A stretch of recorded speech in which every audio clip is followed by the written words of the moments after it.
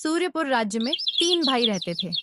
सबसे बड़े का नाम रघुवीर था, मंझले का केशव और सबसे छोटे का नाम था सुधीर। कुछ समय पहले ही उनके पिता का देहांत हो चुका था। तीनों भाइयों का विवाह भी हो चुका था। आज तीनों भाई पिता की छोड़ी हुई संपत्ति का बंटवारा करने बैठे थे। रघुवीर घमंड से, देखो भाइयों, मैं सबसे बड़ा हूँ, इसलिए बंटवारा मैं ही करूंगा। क्या तुम दोनों को मंजूर है? केशव हंसते हुए, भैया आप बड़े हो, जो भी फैसला करोगे मुझे मंजूर है। सुधीर नम्रता से, आप दोनों मेरे लिए पिता समान हो, आपका हर निर्णय मुझे स्वीकार है। रघुवीर बोला, हमारे पास 2 खेत और एक मेड़ है। एक खेत मेरा, एक खेत केशव का और मेड़ सुधीर की। केशव खुश हो गया। सुधीर चुपचाप सब मान गया। आम के पेड़ का बंटवारा। तीनों आम के पेड़ के पास पहुंचे। पेड़ में 2 डालियां और एक जड़ थी। रघुवीर बोला, एक डाली मेरी, एक केशव की और जड़ सुधीर की।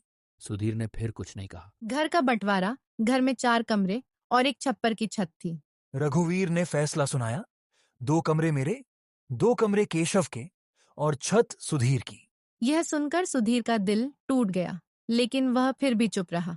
पैसों का बंटवारा। पिता ने कुछ सिक्के छोड़े थे, कुछ नए, कुछ बहुत पुराने। रघुवीर बोला, नए सिक्के मैं और केशव रखेंगे और पुराने 4 सिक्के सुधीर के हिस्से आएंगे।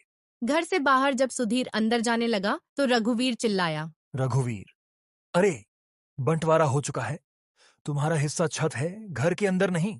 दोनों भाइयों ने सुधीर और उसकी पत्नी कमला को घर से निकाल दिया। कुटिया में जीवन सुधीर और कमला तालाब किनारे झोपड़ी बनाकर रहने लगे।